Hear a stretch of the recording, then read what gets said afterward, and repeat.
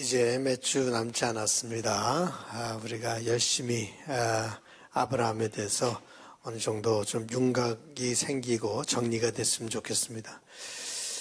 우리가 지난번에 그 약속이라고 하는 것이 우리는 모든 것을 자기중심적으로 보기 때문에 약속이란 것이 나에게 직접적인 혜택이 있고 내가 볼 수 있어야 되고 경험할 수 있어야 되고 내가 살아있는 동안 일어나야 되고 이런 것들이 약속에 대한 우리 기본적으로 굉장히 자기중심적이니까요. 그렇게 생각하는데 이 약속이라고 하는 것은 이렇게 보면 좋겠어요.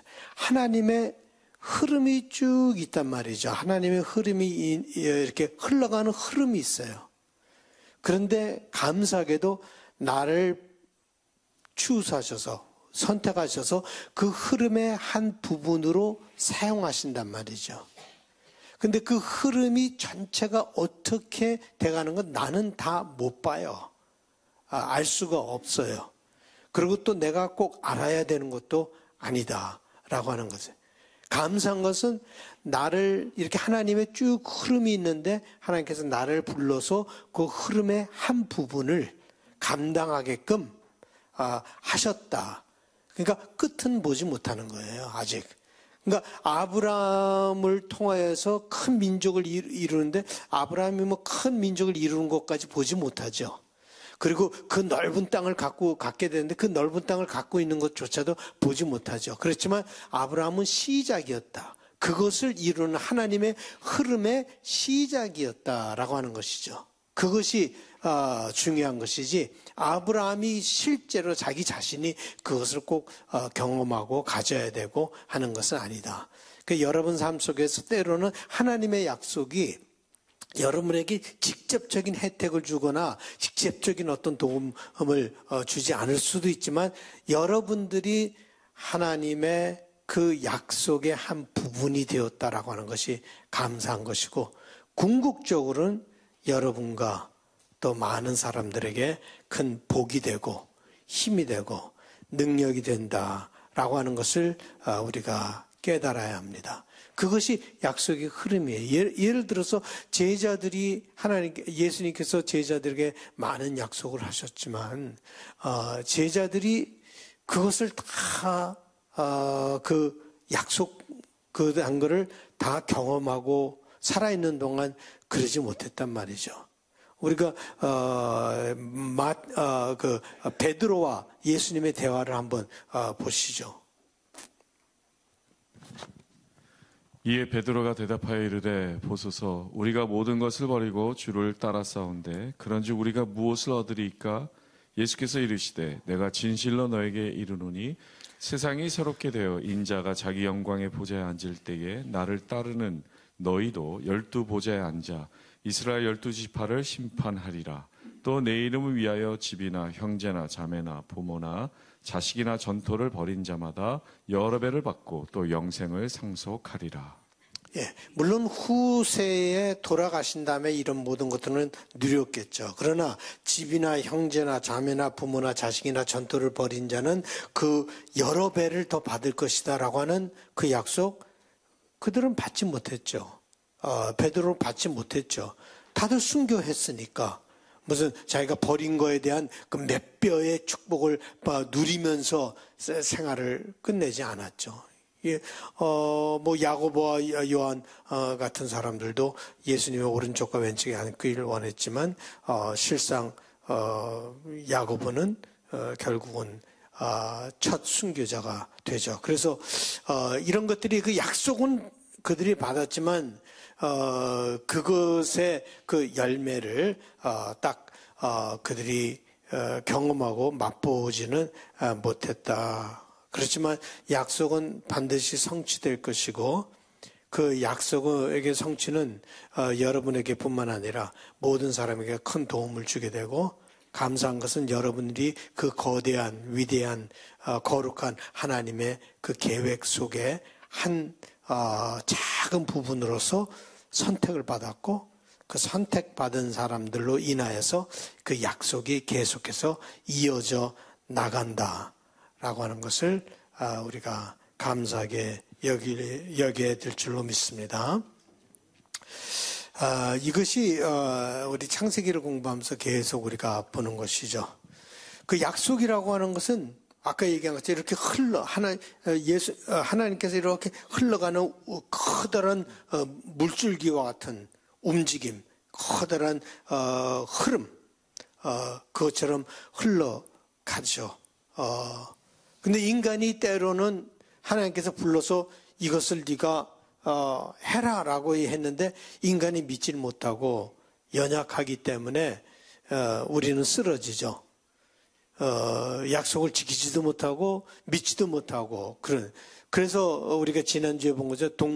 짐승을 둘로 갈라놓고 그 사이로 지나가기 위해서 서로 계약을 했는데 우리 인간이 하지 못할 걸 아시고 하나님께서 아브라함을 재워놓고 혼자서 스스로 그 약속을 지키시기 위해서 홀로 가는 그것이 예수님을 통해서 이루어진 어떤 그런 모습이다. 아브라함은 지키지 못하죠. 그래서 어떻게 보면 일방적인 계약으로 이렇게 흘러가는 그것을 보게 됩니다. 자, 오늘은 16장을 한번 살펴보는 하갈의 이야기입니다. 아브라함의 아내 사레는 출산하지 못하였고 그에게 한 여종이 있으니 애굽 사람이요 이름은 하갈이라. 사레가 아브라함에게 이르되 여호와께서 내 출산을 허락하지 아니하셨으니 원하건대 내 여종에게 들어가라. 내가 혹 그로 말미암아 자녀를 얻을까 하노라 하매 아브라함이 사레의 말을 들으니라. 아브라함의 아내 사레가 그 여종 애굽 사람 하갈을 데려다가 그 남편 아브라함에게 첩으로 준 때는 아브라함이 가나안 땅에 거주한 지 10년 후였더라. 아브라함이 하갈과 동침하였더니 하갈이 임신하네 그가 자기의 임신함을 알고 그의 여주인을 멸시한지라.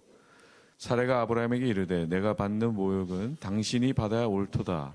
내가 나의 여종을 당신의 품에 두었거늘 그가 자신의 임신함을 알고 나를 멸시하니 당신과 나 사이에 여호와께서 판단하시기를 원하노라. 아브라함이 사라에게 이르되 당신의 여종은 당신의 수중에 있으니 당신의 눈에 좋을 대로 그에게 행하라 하매 사라가 하갈을 학대하였더니 하갈이 사라 앞에서 도망하였더라. 여호와의 사자가 광야의 샘물 곁 곧 술길 샘 곁에서 그를 만나 이르되 사라의 여종 하갈아 내가 어디서 왔으며 어디로 가느냐. 그가 이르되 나는 내 여주인 사레를 피하여 도망하나이다.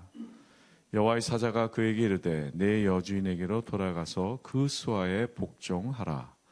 여호와의 사자가 또 그에게 이르되 내가 내 씨를 크게 번성하여 그 수가 많아 셀 수 없게 하리라. 여호와의 사자가 또 그에게 이르되 내가 임신하였은즉 아들을 낳으리니 그 이름을 이스마엘이라 하라. 이는 여호와께서 내 고통을 들으셨음이니라. 그가 사람 중에 들나귀같이 되리니 그의 손이 모든 사람을 치겠고 모든 사람의 손이 그를 칠지며 그가 모든 형제와 대항해서 살리라 하니라. 하갈이 자기에게 이르신 여호와의 이름을 나를 살피시는 하나님이라 하였으니 이는 내가 어떻게 여기서 나를 살피시는 하나님을 배웠는고 함이라. 이러므로 그 샘을 부엘라 헤로이라 불렀으며 그것은 가데스와 베레사에 있더라. 하갈이 아브라함의 아들을 낳음에 아브라함이 하갈이 낳은 그 아들을 이름하여 이스마엘이라 하였더라. 하갈이 아브라함에게 이스마엘을 낳았을 때 아브라함이 86세였더라. 아멘. 예, 이스마엘이 낳을 때가 86세. 그다음에 이삭이 낳을 때가 거의 100세가 넘었죠. 그 100세 때에 하나님께서 나타나실 때 내가 100살이나 됐는데 뭘 어떻게 애를 낳겠습니까? 자, 우리가 읽은 이야기 속의 영적 메시지가 무엇일까? 우리가 살펴보겠는데요. 하갈은 애굽 사람이었습니다. 그리고 아브라함, 특히 사라의 종이었죠. 여종이었죠. 그런 걸 보면은 아브라함 그 홀 가족이 애굽에 내려갔을 때 맨 처음에 바로가 굉장히 사라에 관심이 많았었는데 아마 그때 벌써 준 종이 아닐까. 그때부터. 그리고 그 종이 같이 이제 애굽을 떠날 때 같이 떠나게 되어서 그리고 가나안 땅까지 오게 된 거죠. 자, 이제 약속이요. 이제 항상 문제가 뭔가 하면 약속은 우리가 어떨 때는 보지 못하고 또 약속은 더디 이루어진다라고 하는 것을 우리가 봤죠. 약속이란 게 그냥 전자레인지에 음식 돌리듯이 그냥 금방금방 인스턴트로 오는 게 아니에요. 약속이라고 하는 것은 그리고 우리가 눈에 보이게 확확 일어나는 게 약속이 아니에요. 하나님의 약속은 우리 눈에 때로는 보이지도 않고 그리고 빨리빨리 오는 것도 아니고 더디 오기도 하고 그래서 때로는 하나님의 약속을 어떻게 보면 제일 좋은가 하면 뒤돌아보면 더 잘 보여요. 이렇게 뒤돌아보면 하나님께서 이런 약속을 이렇게 지키셔서 이렇게 해주셨구나 라고는 뒤돌아보면 오히려 더 잘 보이는 거예요. 앞을 내다보면 잘 보이지 않는데 뒤돌아보면은 훨씬 더 잘 보일 수 있다. 이게 보이지 않기 때문에 이 약속이 보이지 않기 때문에 약속은 항상 뭐를 받아야 돼요? 예? 그 약속은 보이지 않기 때문에 항상 약속은 뭐로 받아야 돼요? 믿음으로 받아야 되는 거예요. 믿음으로. 이게 눈으로 받아들이는 게 아니에요. 약속은 믿음으로 받아들이는 거예요. 그래서 항상 약속과 믿음은 같이 가는 거예요. 두 가지가 같이 가게 되는데 이 보이지 않기 때문에 포기하고 믿지 않던가 두 가지로 사람들이 보통 하는데 포기하고 약속은 뭔 약속 내 맘대로 살아가지 하고 살아가는 사람들이 있는가 하면은 또 한 가지는 인간의 방법으로 그 약속을 이루려고 하는 거 있어요. 이 두 가지로 사람들이 이렇게 그 약속을 하더라고요. 첫 번째는 아예 약속 뭐 내가 교회 열심히 다녔는데 뭐 약속이 뭔지 난 잘 모르겠고 그냥 이제부터는 편히 내가 즐길 거 즐기면서 살아야지 하고 그냥 약속을 잊어버리고 그냥 살던가 아니면 그 약속을 자기 인간의 방법으로 만들어 나가려고 하면서 살아가던가 두 가지가 있는데 불안하니까 그렇게 하는 거겠죠. 뭔가는 해야 될 것 같은 게 있기 때문에 그렇게 하는 거죠. 그래서 우리가 약속이 있어서 뭔가는 해야 할 때인지 아니면은 기다려야 할 때인지 이 두 가지 사이에서 늘 여러분들이 갈등을 할 거예요. 그래서 이 두 가지를 그때가 뭔지를 아는 것이 영적 훈련에서 제일 중요한 훈련이고 제일 어려운 훈련이에요, 사실. 예. 내가 지금 무엇을 해야 될 때인지 약속을 이루기 위해서 아니면은 기다려야 할 때인지. 그러니까 아브라함에게 있어서는 그 우르를 떠나고 하란을 떠나야 할 때인지 아니면 기다려야 할 때인지라고 하는 이 두 가지를 정확히 알아야 된단 말이죠. 그것을 아는 것이 제일 어려운 거예요. 그 때를 아는 것이 제일 힘든 것인데 그래서 이 영적 훈련, 교회를 나가는 것이 중요한 것이 아니라 착하게 사는 것이 중요한 것이 아니라 이 때가 무엇인지 아는 것이 제일 중요한 것이다 라고 하는 거예요. 내가 열심히 종교적인 열심히 있다라고 하는 것 그거는 여러분의 열심이죠. 그게 하나님과 무슨 상관이 있는가? 그게 더 중요한 것이지 내가 열심히 하나님을 섬긴다라고 하는 것이 더 중요한 것이 아니란 말이에요. 하나님께서 지금 무엇을 하라고 하는가 하는 그걸 듣느냐 못 듣느냐 하는 것이 더 중요한 것이지 열심히 뭔가를 해보려고 하는 그것 자체가 중요한 것이 아니다. 내 기분은 좋겠죠. 내 기분은. 열심히 하면 내 기분은 좋겠죠.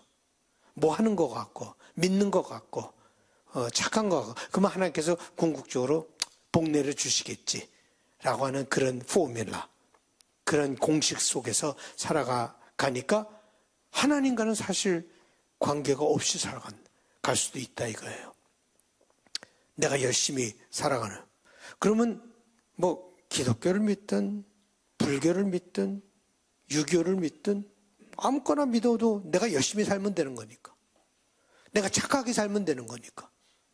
내가 좋은 일 하면서 살면 되는 거니까. 그냥 그렇게 되는 거예요. 그래서 이 때를 잘 분별할 수 있다라고 하는 것이 그걸 계속해서 우리가 훈련을 하고 프랙티스를 해야 되고 다른 방법 없어요. 프랙티스예요. 계속 귀를 경청하고 들어야 되고 오늘 이야기 나중에 얘기하겠지만 잠깐 그 얘기하면 사실 사라보다는 하갈이 훨씬 하나님과 가까웠어요. 여러분들 이제 보실 거예요. 사라보다는 하갈이 훨씬 하나님과 가까웠어요. 하갈은 보았고 들었고, 예?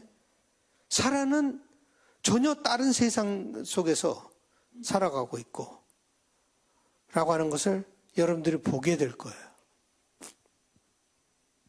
지금 무엇을 해야 될 때인지 아니면은 기다려야 할 때인지 여러분 삶 속에서도 그것을 잘 분별을 해야 되는데 그렇게 하려면 어떻게 해야 되는가? In tune with God.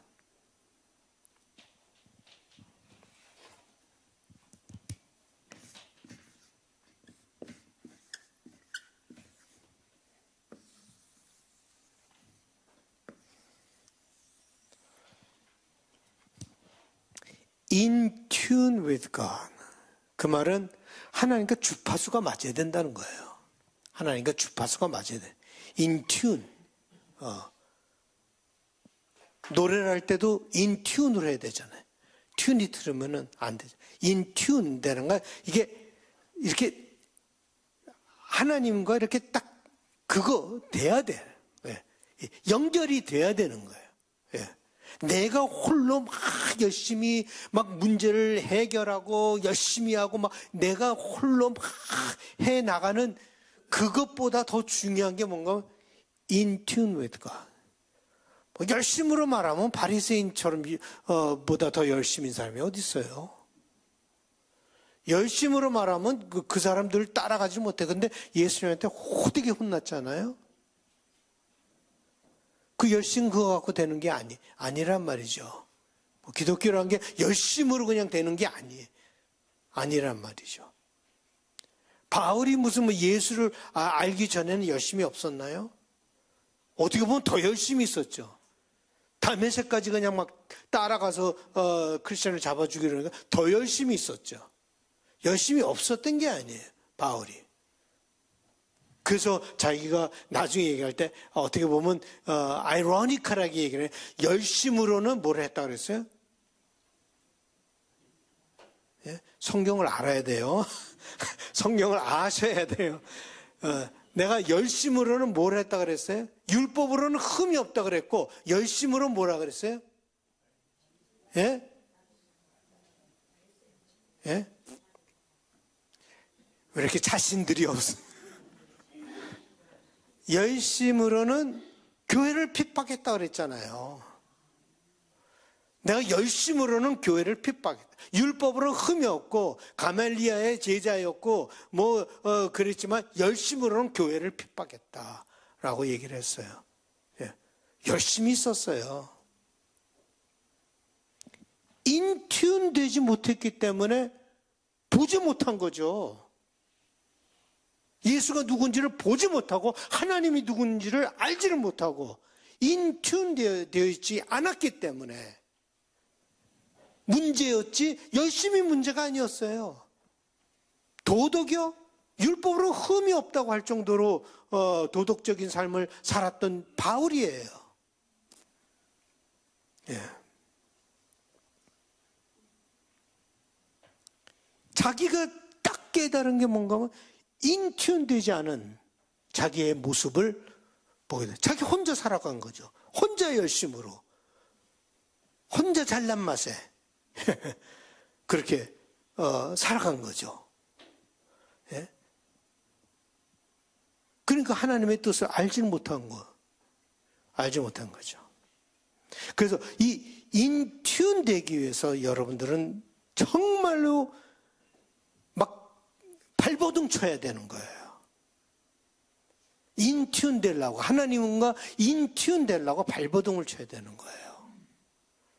하나님을 깊이 묵상하고 하나님을 가까이 두고 하나님과 교제하고 하나님을 묵상하고 기도하고 이러는 가운데 정말 하나님의 음성이 조금 들릴까 말까 라고 하는, 나 자신의 목소리를 조용히 시키고 하나님의 음성을 들으려고 하고 계속해서 무엇이 하나님께서 얘기하시려고 하는 말씀도 배우고 또 보고 그러는 가운데 정말 하나님께서 나를 향한 하나님의 뜻은 무엇인가? 하나님의 약속은 무엇인가? 하나님께서 지금 뭐라고 하시는가? 무엇을 하시길 원하시는가? 이런 것들을 정말로 많은 그 갈등과 씨름과 이거를 하는 가운데 이 하나님과 이렇게 인튠 되기 시작하면서 그 약속을 보기 시작하고 이루어 나가는 거죠. 그 우리 신앙생활이 좀 바뀌어야 돼요. 그런 면에서 여러분들이 모든 분들이 그런 매일매일 프랙티스 하는 게 뭔가 하는 것이 조금씩 바뀌어야 돼요. 그 인튠 된다라고 하는 것을 예수님께서는 이렇게 설명하셨습니다. 너희가 내 안에 거하고 내 말이 너희 안에 거하면 무엇이든지 원하는 대로 구하라. 그리하면 이루리라. 너희가 내 안에 거하고 내 말이 너희 안에 거하면, 이것이 인튠 됐다는 얘기예요. 너희가 내 안에 거하고 내 말에 너희 안에 거하면 그게 인튠 됐다는 거예요. 그러니까 내가 예수님 안에, 예수님이 내 안에, 그 표현 자체가 벌써 거의 하나가 되어버린 인튠된 그런 영적 상태, 그것을 가리키고 있는 거예요. 그렇게 되면은 원하는 대로 구하라. 그러면 이룰 것이다. 많은 열매를 맺을 것이다. 그런데 인튠 되지 않으면, 그 비유에서 이게 포도나무 가지 그 비유인데요. 그 인튠 되지 않으면은 그게 예수님은 어떻게 표현했어요? 인튠 되지 않은 상태를 예수님은 어떻게 표현하셨어요? 네? 그렇지, 마른 가지. 그러니까 가지가 나무에 붙어 있지 않으면은 그것은 버려져서 말려지고 불살아 버릴 것이다. 그것이 가지가 나무에 붙어 있지 않다라고 하는 것이 뭐예요? 인튠되지 않았다는 거예요. 그게 바로 인튠되지 않은 거예요. 그거는 열매가 없어요. 그건 그냥 드라이 가지일 뿐이에요. 드라이 해줄 수밖에 없어요. 인튠 되지 않으면은, 하나님과 인튠 되지 않으면, 그러면 우리의 영적 생활은 그냥 드라이, 해주고 마는 거죠.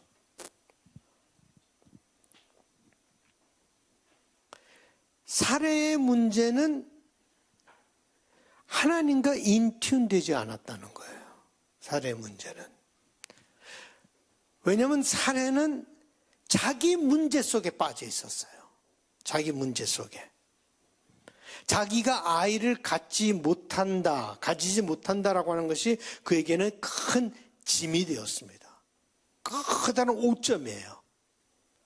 지금도 뭐 그렇겠지만 뭐 지금은 뭐 한국의 0.7%인가 뭐 애를 안 낳으려 그러지만 그래서 사실 이 성경 구물을요 우리 YP 한국 YP에 있는 사람들하고 했어요. 그랬더니 거기에 애를 가지지 않은 부부가 있어요. 그러면서 질문하는 게 목사님 그렇게 애를 가져야 돼요. 왜 이렇게 애에 집착을 하고 있는지 이 스토리가 굉장히 컬처가 다른 거죠 벌써. 우리들하고 그 젊은 사람들의 컬처가 굉장히 다르다는 건데 뭐 지금 4,000년 전에 거기서는 애가 없으면 그건 뭐 안 되는 거 아니에요? 쫓겨나는 이유 중에 하나인데. 그러니까 살해는 커다란 책임감을 느꼈던 것이죠. 하나님께서 아브라함을 통해서 큰 민족을 이룰 것이라 그랬는데 자기 때문에 그게 이루어지지 않는 거예요. 자기는 자기 때문에 그냥 애도 못 낳았으니까 너무 마음 아파했죠. 자책감, 자격지심. 참 우리 인간이 말이에요. 여러분 문제 속에 너무 빠져 있으면 볼 것을 보지 못해요. 하나님의 뜻을 분별할 수가 없어요. 여러분 문제 속에 너무 빠져 있으면은 사례가 바로 그런 사회적인 심리적인 영적인 상태 속에 빠져 있었어요. 제대로 볼 수가 없었죠. 거기서 하나님과 인튠 되지 않으니까 그런 가운데 스스로 문제를 해결하려고 했던 거죠. 스스로 문제를 해결하려고. 애굽에서는 아브라함이 실수를 하여서 자기 아내를 잃을 뻔 했잖아요. 그러므로 말미암아 큰 민족이 될 것이라고 하는 그 약속이 파기될 뻔했어요. 이번엔 사례가 인간적인 방법으로 자기의 문제를 해결하려고 했어요. 한 번은 아브라함이, 이제는 사례가 이렇게 부부가 닮았어요. 네, 이렇게 문제를 일으켰어요. 이 자기 문제 속에 빠져 있으면 하나님의 움직임이 보이지가 않습니다. 여러분 문제 속에 빠져 있으면 하나님이 어떻게 움직이는가는 움직임이 보이지가 않아요. 그런 가운데 여러분들이 내리는 결정들은요 많은 어려움을 가질 수가 있어요. 굉장히 잘못된 결정들을 여러분들이 할 수가 있습니다. 그리고 그 결정이 여러분에게만 영향을 미치는 것이 아니라 많은 사람들에게 상처를 주는 결정들을 할 수가 있어요. 그것 때문에. 그래서 문제가 있으면은 빨리 해결을 해야 돼요. 뭐 가까이 계신 분하고 얘기를 해서 해결하던가 아니면 목사님들하고 얘기를 해서 하던가 뭐를 하던가 해서 해결을 해야지 안 그러면은 자꾸 잘못된 결정들을 할 수가 있어요. 2절이 많은 것을 우리에게 얘기해 주고 있는데요. 2절 한번 보실까요? 사레가 아브라함에게 이르되 여호와께서 내 출산을 허락하지 아니하셨으니 원하건대 내 여종에게 들어가라. 내가 혹 그로 말미암아 자녀를 얻을까 하노라 하매 아브라함이 사라의 말을 들으니라. 예. 여호와께서 출산을 허락하지 아니하셨다라는데 이건 자기의 결론이죠. 하나님은 하나님의 결론은 아니죠. 하나님께서 그렇게 말씀도 하시지 않았고, 이건 자기 혼자서 하나님의 뜻을, 하나님과 인튠되지 않으니까 그냥 자기 마음대로 하나님을 막 해석을 하는 거예요. 여러분들은 마찬가지예요. 이게 하나님과 인튠되지 않으면 여러분 나름대로 막 하나님을 해석을 할 수가 있어요. 그리고 막 판단을 할 수가 있어요. 이삭의 이름이 그 뜻이 뭐예요? 이삭이라고 하는 그 이름의 뜻이 뭐예요? 웃음. 웃음이라고 하는 것이 이삭의 이름의 뜻입니다.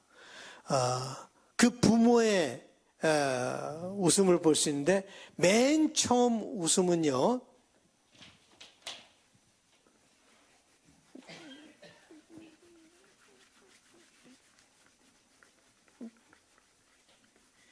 이 창세기에 이렇게 보면 참 재미있는 그게 많이 나오는데 맨 처음에 이 웃음이라고 하는 거예요. 맨 처음에 웃음은 무슨 웃음이었습니까? 예?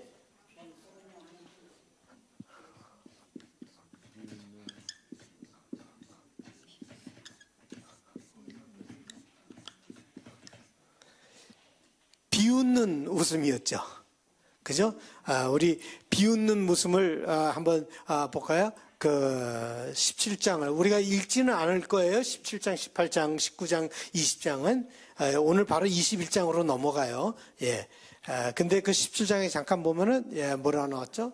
아브라함이 엎드려 웃으며 마음속으로 이르되 100세 된 사람이 어찌 자식을 낳을까? 사라는 90세니 어찌 출산하리요? 예. 100세까지 아직 애가 이삭이 나지 않았어요. 그죠?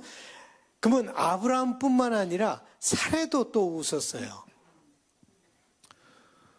아브라함과 사라는 나이가 많아 늙었고 사라에게는 여성의 생리가 끊어졌는지라 사라가 속으로 웃고 이르되 내가 노쇠하였고 내 주인도 늙었으니 내게 무슨 즐거움이 있으리요? 여호와께서 아브라함에게 이르시되 사라가 왜 웃으며 이르기를 내가 늙었거늘 어떻게 아들을 낳으리려 하느냐? 여호와께 능하지 못한 일이 있겠느냐? 기한이 이를 때 내가 내게로 돌아오리니 사라에게 아들이 있으리라. 사라가 두려워서 부인하여 이르되 내가 웃지 아니하였나이다. 이르시되 아니라 내가 웃었느니라. 이 웃었느니라. 여기에 아브라함과 사라의 웃음은 전부 다 비웃는 웃음이었어요. 내가 지금 나이가 얼만데 애를 낳습니까? 하고 비웃는 웃음. 그 다음에 사라가 또 웃는데 애를 낳고 웃어요. 그 한번 볼까요? 사라가 이르되 하나님이 나를 웃게 하시니 듣는 자가 다 나와 함께 웃으리로다. 또 이르되 사라가 자식들을 젖먹이겠다고 누가 아브라함에게 말하였으리요마는 아브라함의 노경에 내가 아들을 낳았도다 하니라. 이 웃음은 어떤 웃음입니까? 기쁨의 웃음.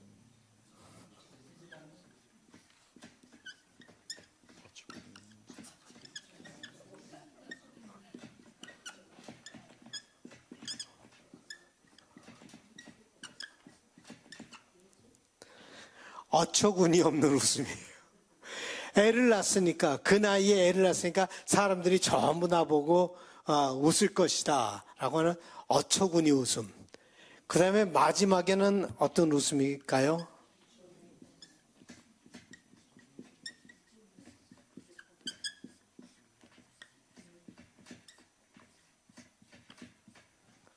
기쁨의 웃음이었겠죠.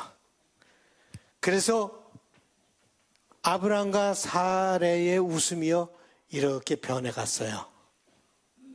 맨 처음에는 비웃는 웃음, 그 다음에 어처구니 없는 웃음, 그 다음에는 기쁨의 웃음, 이것으로 변해갔는데 여러분의 웃음도 그렇게 변해갈 수 있기를 바랍니다. 그들의 신앙생활이 바뀌게 된 거예요. 그들의 환경이 바뀌게 되었다라고 하는 것을 보게 됩니다. 그러나 하갈을 사용한 살해의 결정은요, 하나님과 튠되지 않은 상태에서 결정된 것이었습니다. 사례가 생각하였던 것, 행하였던 것, 그것이 그 당시에는 흔히 있었던 일이에요. 무슨 지금 한 여인과 동침을 하지 않고 다른 여인과 동침을 했다라고 하는 그 문제가 아니에요. 지금 여기서 문제가 삼은. 그 당시에는 문화적으로, 사회적으로, 심지어 도덕적으로 하등의 문제가 없었어요. 그렇게 자식이 없으면 종을 사용해서 애를 갖는 것, 그거는 문제가 되지 않았습니다. 여기에 지금 창세기 기자가 얘기하고자 하는 그 문제는 뭔가 하면은 하나님의 약속을 기다리지 못하고 인간의 방법으로 그 약속을 이루려고 하고 충족시키려고 하는 그것이 문제가 되었죠. 아브라함이 나중에는 또 자식이 또 있어요. 나중에 다른 여인하고 그걸 해서 자식이 또 거기서 있는 거예요. 그렇지만 우리는 그거에는 별로 관심이 없고요. 이런 인간적인 생각이 상처를 주고 아픔을 주고 어려움을 가져온다는 것을 알아야 합니다. 우리 인간의 방법이 우리에게 딜레마를 가져옵니다. 사례는 그렇게 하면서도 확신이 없었어요. 그래서 사례의 말을 들어보면 이렇게 얘기하죠. 내가 혹 그로 말미암아 자녀를 얻을까 하노라. 예, 내가 혹 그로 말미암아. 그러니까 지금 사례의 마음속에는 어떤 마음이 있었어요? 내가 애를 못 낳으니까 하갈을 통하여서 애를 갖고 그것이 아브라함의 씨니까 계속해서 큰 민족을 이룬 것이 아마 그렇게 해서 하나님께서 역사하시려고 하는가 보다 라고 하는 것이 사례의 생각이었어요. 그리고 아브라함도 하나님과 인튠되지 않았기 때문에 뭐라 그랬는가 하면 아브라함이 사라의 말을 들으니라. 예, 그 한 절이 우리에게 많은 2절 한 절이 우리에게 많은 얘기를 해주고 있습니다. 하갈의 이야기의 핵심은 우리가 하나님과 튠되지 않은 상태에서 내린 결정들은 많은 사람들을 아프게 한다라고 하는 거예요. 이것 때문에 계속 아픔이 일어나는 것을 지금 16장, 21장에서 하갈의 이야기를 보면 굉장히 많은 아픔이 있다라고 하는 것을 보게 됩니다. 하갈은 불쌍한 여인이었습니다. 애굽 사람인데 아브라함에게 종으로 팔려갔고, 그래서 그 팔려간 다음에 자기 선택의 의사가 아니라 다른 바로의 선택으로 팔려갔고, 그 다음에 또 아브라함의 선택으로 그 가나안 이국 땅까지 그냥 할 수 없이 쫓아가야만 했던 것이에요. 거기다가 그냥 종으로만 있어도 괜찮을 텐데 자기 주인의 선택으로 말미암아 그 아브라함의 애까지 갖게 되었고, 평생을 노예로 생각 없이 아무것도, 노예는 이렇게 뭐 생각할 필요가 없잖아요. 그냥 열심히 일만 하면 되는 거지.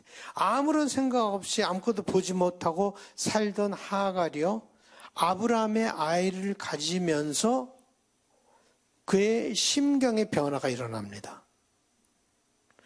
아브라함의 아이를 가지지 않을 때는 그냥 노예로서 생각 없이 그냥 살아갔는데, 아브라함의 아이를 가지면서 보기 시작하는 거예요.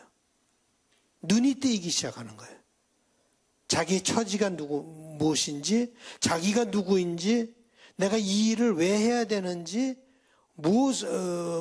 이 모든 것들이 이렇게 막 열어지기 시작하는 거예요. 근데 사례는 이것을 받아들일 수가 없었어요. 사례의 눈에는 지금 하갈이 자기를 조롱하는 것처럼 밖에 보이지가 않았어요. 왜냐하면 사례는 자기 문제 속에 빠져 있던 사람이니까. 자기가 아이도 가지지 못하고 말할 수 없는 자기 자책감, 자격지심 이런 속에 빠져 있는데 하갈의 눈이 이렇게 뜨여지고 막 나오는 모습을 보면서 자기는 이 모든 것을 자기를 조롱하고 있다라고 하는 것을 보게 됩니다. 자기는 그래도 하나님의 약속을 생각하고 관대함을 베푼다고 하갈과의 관계를 허락했는데 자기에게 이렇게 모욕감을 주는 그런 일이 일어나니까 그의 모든 분노가, 모든 아픔이, 모든 서러움이 한꺼번에 일어났어요.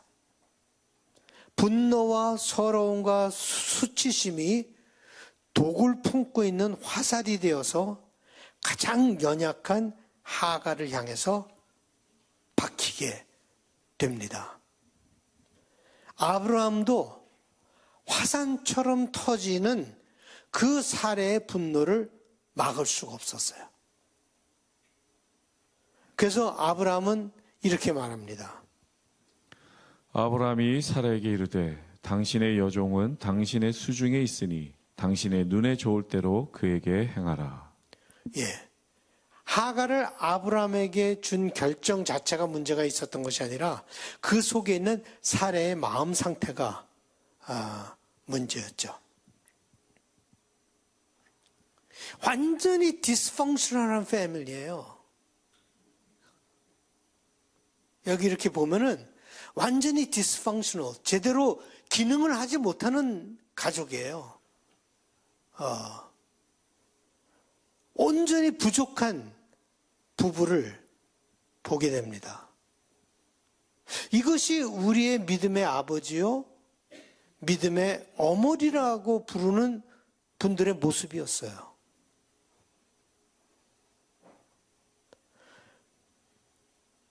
그러니 여기서 우리가 보는 것은 아브라함의 이야기는 그들이 얼마나 훌륭한가 하는 그들의 영웅적인 이야기가 아니에요. 그런 부족한 인간들을 통하여서도 역사하시는 하나님의 이야기입니다. 지금 우리가 여기서 보는 것은 인간의 이야기를 보는 게 아니에요. 바로 그럼에도 불구하고 역사하시는 하나님의 이야기를 우리가 보게 됩니다. 바울도 그것을 깨달았던 것이죠, 바울이. 그래서 바울은 자기 자신에 대해서 이렇게 얘기를 합니다. 맨 나중에 만삭되지 못하여 난 자 같은 내게도 보이셨느니라. 만삭되지 못하여 난 자 같은 자기에게도 하나님께서 그 부활이라고 하는 그런 놀라운 기적을 보여주셨다. 자기가 훌륭해서 하나님께서 그런 것을 이루신 것이 아니라 만삭되지 못하여 난 자 같은 자기와 같이 부족한 사람에게도 하나님께서 보여주셨다. 그러면서 부활이라고 하는 것에 대해서 그 같은 장에서 마지막에 이렇게 말합니다. 죽은 자의 부활도 그와 같으니 썩을 것으로 심고 썩지 아니할 것으로 다시 살아나며 욕된 것으로 심고 영광스러운 것으로 다시 살아나며 약한 것으로 심고 강한 것으로 다시 살아나며 육의 몸으로 심고 신령한 몸으로 다시 살아나나니 육의 몸이 있은즉 또 영의 몸도 있느니라.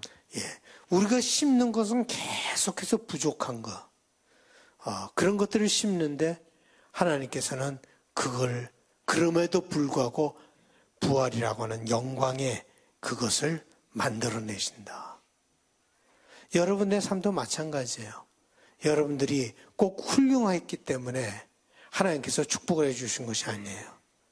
여러분들이 수없는 실수를 하고 수없는 잘못을 하고 수없이 부족한 그런 상태에서 삶을 살았는데도 불구하고 하나님께서는 여러분들에게 축복을 내려주시고 여러분들은 아직도 그 약속을 이루시기 위해서 사용하시고 계시다라고 하는 이것을 깨닫는 것이 바로 복음의 핵심입니다. 아브라함 이야기를 통해서 어떻게 보면 굉장히 디스터브 될 수가 있어요. 왜 이렇게 그랬는가라고 디스터브가 될 수 있지만 그럼에도 불구하고 역사하시는 하나님의 모습을 볼 때 우리는 하나님의 위대하심, 하나님의 긍휼, 하나님의 은혜, 그의 사랑 이런 것들을 경험할 수가 있는 것이죠. 하갈은 그 학대를 견디다 못해 도망갑니다. 6절에 사레가 하갈을 학대하였더니 하갈이 사레 앞에서 도망하였더라. 도저히 참을 수가 없었어요. 견딜 수가 없었어요. 거기서 그 학대, 어뷰스가 너무 심했기 때문에 사레가 너무나 어뷰스를 심하게 했기 때문에 하갈은 견디지 못하고 도망을 갑니다. 노예가 도망간다라고 하는 건 이건 죽음이에요, 죽음. 네. 노예가 어떻게 도망을 가요? 노예가 도망가면은 그 잡히면은 꼭 당장 죽는 것이고, 그리고 그래서 그 아이는 계속해서 도망간 노비의 아이로 평생을 살 수밖에 없는. 그럼에도 불구하고 그 학대가 너무 심하니까 그 하갈은 도망을 갑니다. 우리 찬양 하나 하시죠. 그 찬양 후에 우리가 살펴보도록 하겠습니다. 아마 한국 분들은 이 이야기가 굉장히 패밀리한 것 같아요.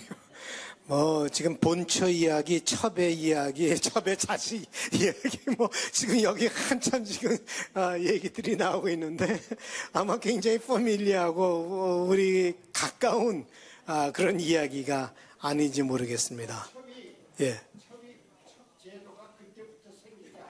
그때부터 그럴지 모르죠. 옛날부터 하여간 첩제도가 있었으니까요. 아기 낳는 것이 제일 중요했으니까. 아기를 못 낳으면 그 가문이 그냥 대가 끊어지는 거니까요. 그죠? 예. 그러니까요. 자, 조금 전에 말씀드린 대로 하갈은 어떻게 보면 굉장히 불쌍한 여자였습니다. 세 가지의 차별을 다 받았죠. 그래서 필리스 트리블이라고 하는 구약학 교수는 하갈은 인종차별을 받았고 계급의 차별을 받았고 그다음에 성차별을 받았던 사람이다라고 얘기를 합니다. 그의 눈이 뜨였는데도 인정을 받지 못합니다. 오히려 그 눈이 뜨였기 때문에 그는 도망가야만 했고 노예가 도망가면 그건 죽음이었다. 그런데 참 놀라운 것은 물론 하갈이 약속된 거기에 그건 아니고 또 하나님이 계획했던 것도 아니고 인간이 자기의 부족함으로 말미암아 만들어 놓은 어떤 문제에 그거였는데도 불구하고 하나님은 상관치 않는다는 거죠. 하나님은 돌보신다는 거죠.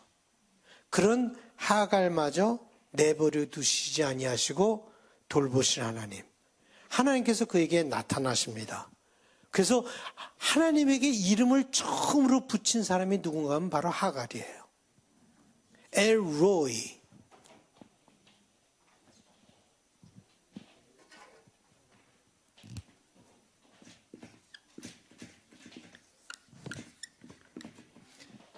엘이라고 하는 말은 하나님이란 말입니다. 로이라고 하는 말은 보신다. 하나님께서 보신다. 하나님께서 나를 보셨다. 라고 하는 것을 경험으로 한 사람이에요.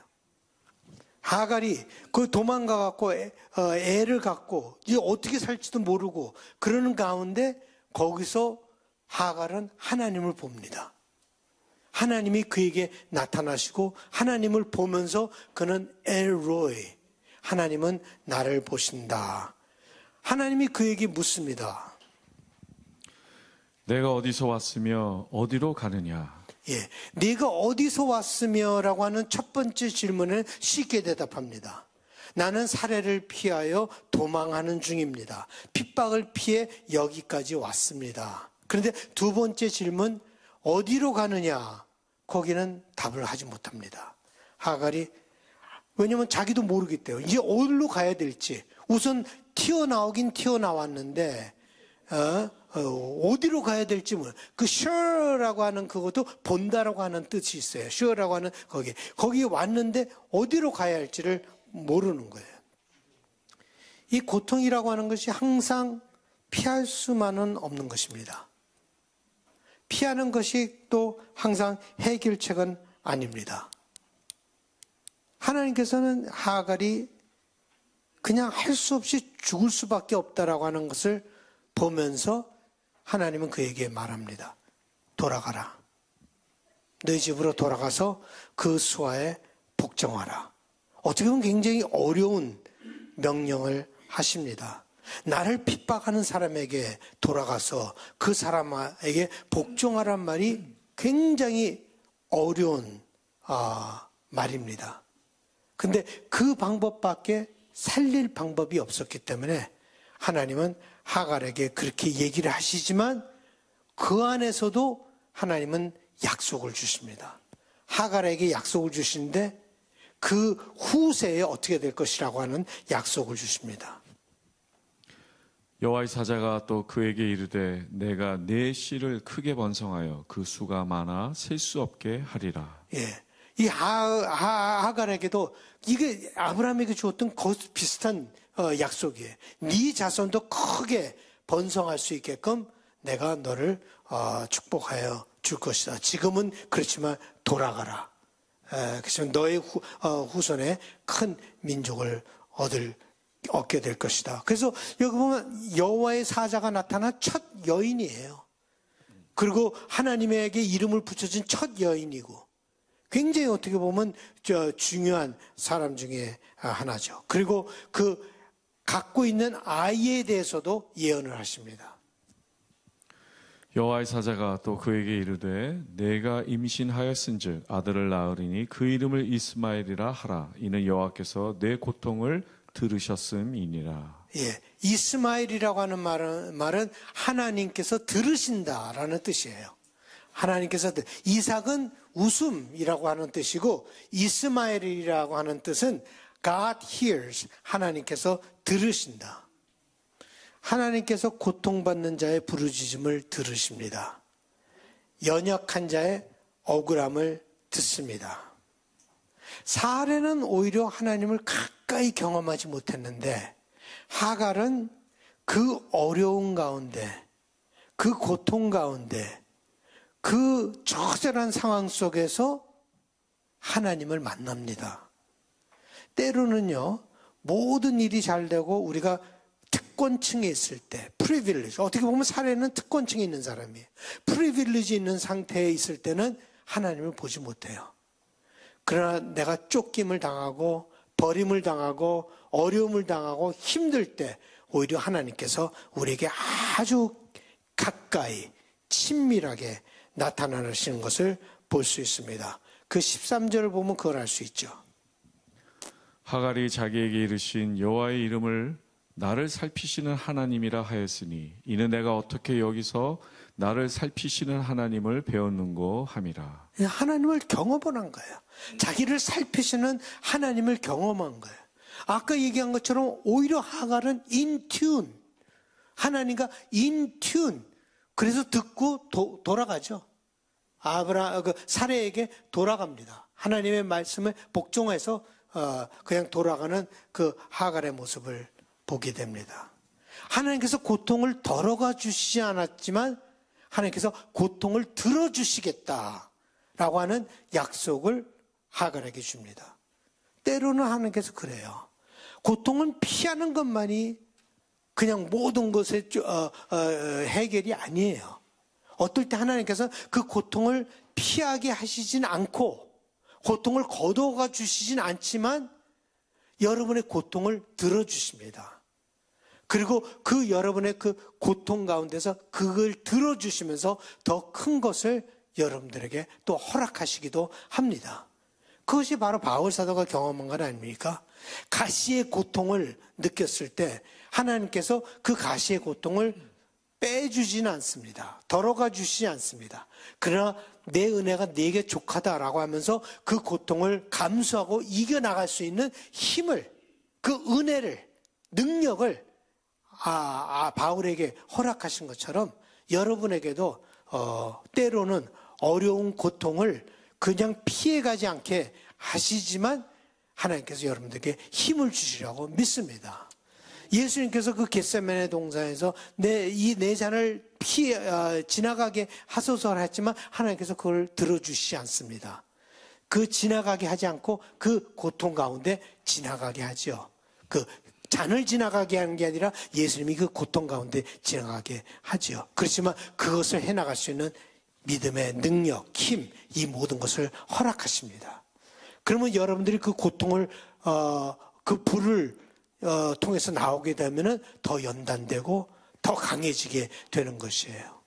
그러니까 때로는 여러분들에게 오는 고통을 하나님께서 항상 걷어가 주시진 않지만 하나님께서 여러분들에게 반드시 힘을 주셔서 더 강하게 만드실 줄로 믿습니다. 하갈은 돌아갔고 아이를 낳고 잘 지낼 수 있었어요. 한 15년은 잘 지냈던 것 같아요. 그냥 사례도 보니까 얘를 이제 그 후손으로 해갖고 키워야 되겠다. 아브라함도 이제 생각을 하는 것이 이제 뭐 더 이상 애를 안 하고 이 하갈이 난 이스마엘 얘가 이제 이게 계속해서 엘리에셀도 아니고 이제 이스마엘이 그거 될 것이다라고 해서 아브라함이 이렇게 얘기를 합니다. 아브라함이 엎드려 웃으며 마음속으로 이르되 100세 된 사람이 어찌 자식을 낳을까? 사라는 90세니 어찌 출산하리요 하고 아브라함이 이에 하나님께 아뢰되 이스마엘이나 하나님 앞에 살기를 원하나이다. 예, 이스마엘이나 하나님 앞에 살기를 벌써 이스마엘에게 그냥 꽂힌 거예요. 이제 이스마엘이 내 후손이 될 것이다. 라고 하는 것이 그의 마음속에, 그 15년은 사례도 뭐 그걸 받아들이고 모든 사람이 다 평온하게 사는데, happily ever after가 아니에요. 그 다음에 진짜 약속이 이루어져요. 진짜 약속이 이루어진데 이삭이 태어나게 되는 거예요.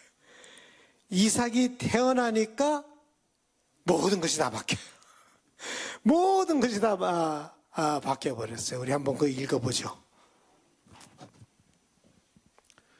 여호와께서 말씀하신 대로 사라를 돌보셨고 여호와께서 말씀하신 대로 사라에게 행하셨으므로 사라가 임신하고 하나님이 말씀하신 시기가 되어 노년에 아브라함에게 아들을 낳으니 아브라함이 그에게 태어난 아들 곧 사라가 자기에게 낳은 아들을 이름하여 이삭이라 하였고 그 아들 이삭이 난 지 8일 만에 그가 하나님의 명령하신 대로 할례를 행하였더라.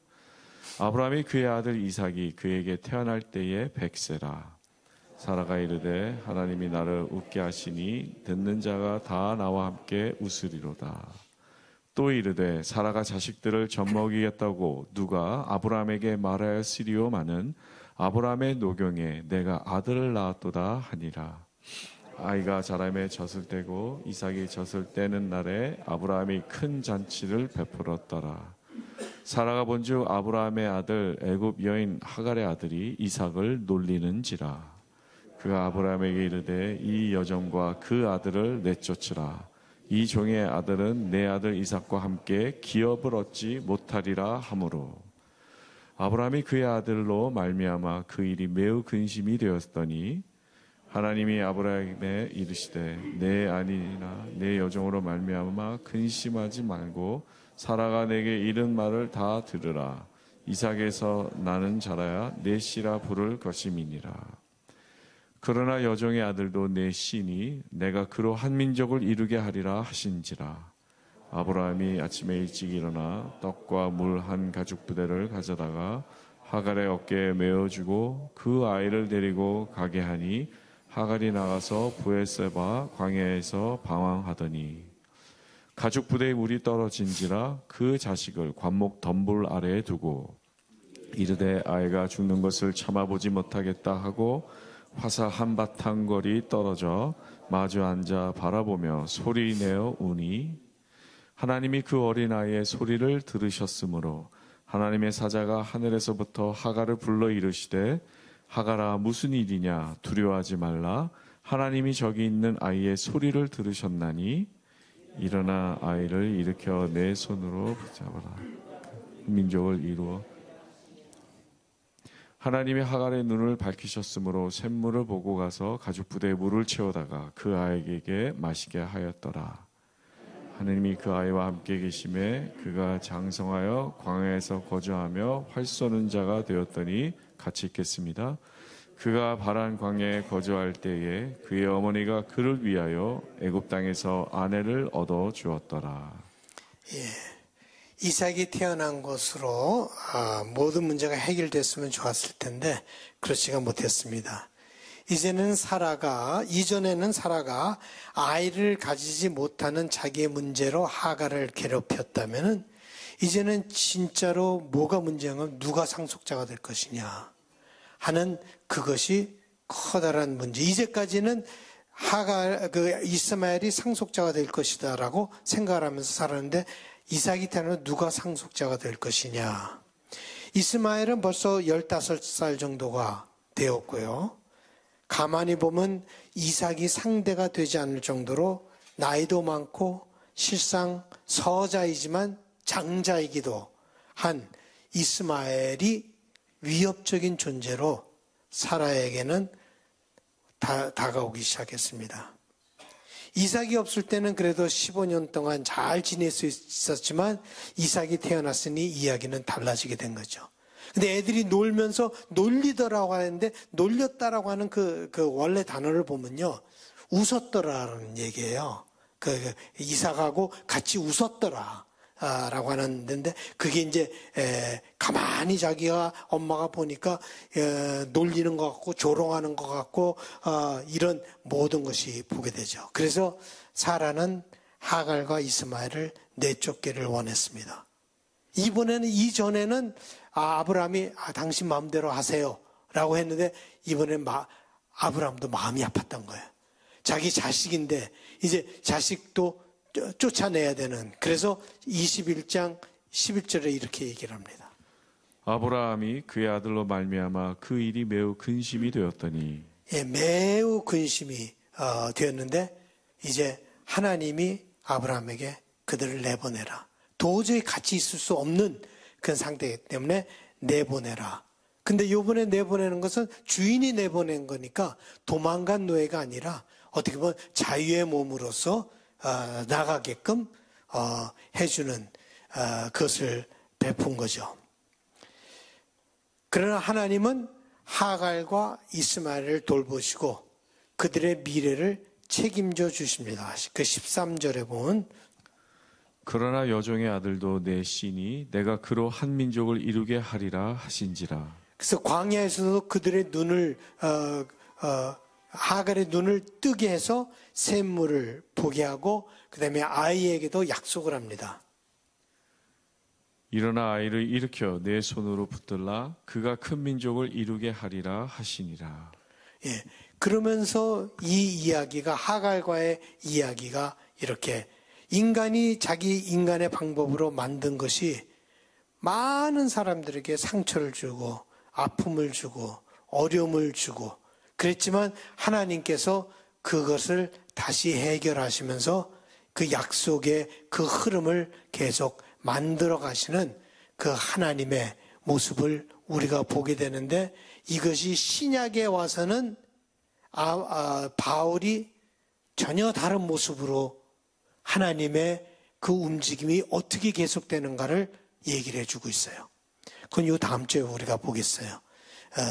바울이 이 하갈의 이야기를 어떻게 보는가? 그러면서 그 하나님의 커다란 움직이는 그 물줄기 그것이 어떻게 약속이 이루어지게 되는가 하는 것을 우리에게 바울은 아주 새로운 해석 이것에 대한 이제까지 아무도 하지 않은 새로운 해석을 우리에게 갈라디아서에서 해주고 있는데 그거를 잠깐 보고 마지막으로 22장 이삭을 바치는 이야기예요. 그 22장을 읽어오시면 되겠어요. 뭐 갈라디아서 한번 읽어도 좋겠지만 22장 그다음에 갈라디아서 읽고 요 다음 주에 우리가 그것을 다루도록 하겠습니다. 그리고 22장 이삭의 희생제물 그걸 보고 요 다음 주에 성경 공부는 끝납니다. 그리고 그 다음 주는 이제까지 한 것들 전체를 영적 메시지를 제가 요약을 하려고 그래요. 처음부터 이제까지 왔던 그 영적 메시지들을 담겨져 있는 영적 메시지를 쭉 제가 정리를 해서 여러분들에게 나눠드리고 11월 마지막 주에 그걸 마치고 우리가 성경 공부를 마치도록 하겠습니다. 오늘은 여기까지 하도록 하겠습니다.